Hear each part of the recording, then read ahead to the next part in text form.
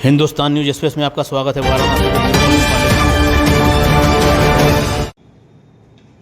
परिवार में तो हम सब सारे जात के लोगों को लेकर चल रहे हैं, बहुत अच्छा चल रहा है। वो फिलहाल ब्राह्मण महिलाओं के लिए आपस में हम लोगों ने विचार किया और सोचा कि एक ऐसे संगठन का हम लोग निर्माण करें जिसमें कोई शुल्क भी ना हो और हम सब मिल करके ब्राह्मण महिलाओं के लिए काम कर सके, उनकी शिक्षा। जी, अपना नाम बता दीजिए।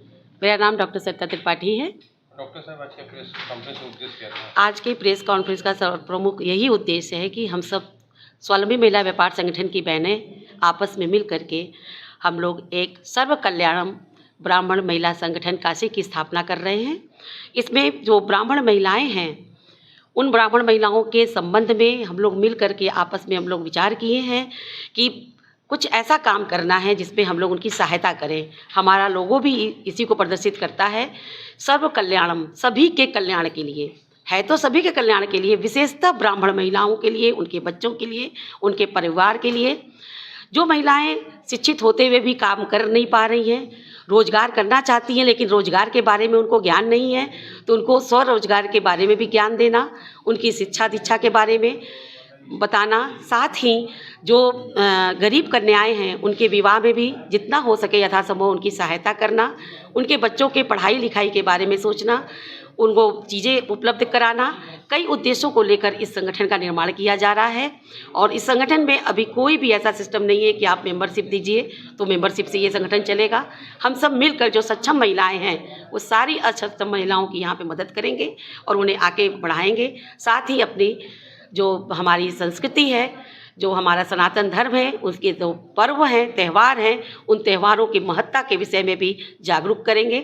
हमारे बीच में डॉक्टर नम्रता मिश्रा जी भी हैं, हमारे बगल में बैठी हुई है रजनी शर्मा जी, अंजलि मिश्रा जी, रेखा मिश्रा जी हैं, विनीता शर्मा जी हैं और मधु तिवारी जी हैं। ये सब देखा जाए तो सरकार की तरफ से भी आता है योजना, तो इसमें क्या सरकार से भी आप मदद? जी नहीं, ऐसा नहीं है, क्योंकि एनजीओ बहुत चल रहा है और स्वावलंबी संगठन जैसे हम लोग चलाते हैं वहाँ से भी कोई हम लोग आर्थिक मदद किसी से नहीं लेते हैं।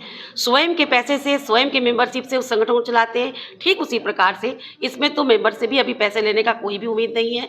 भविष्य में अगर कुछ ज़रूरत पड़ेगी तो देखा जाएगा, लेकिन फिलहाल उद्देश्य अभी यही है कि हम सब मिल करके इस काम को करें। तो जैसे मान लीजिए और लोग भी इसमें आना चाहेंगे तो उनके लिए भी क्या कुछ?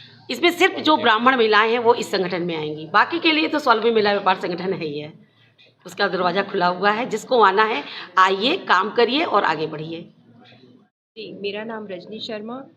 ये जो संगठन बन रहा है इसका जो मेन पर्पस है वो ये है कि जो समाज में कुरीतियाँ और अंधविश्वास फैला हुआ है उसको दूर किया जाए।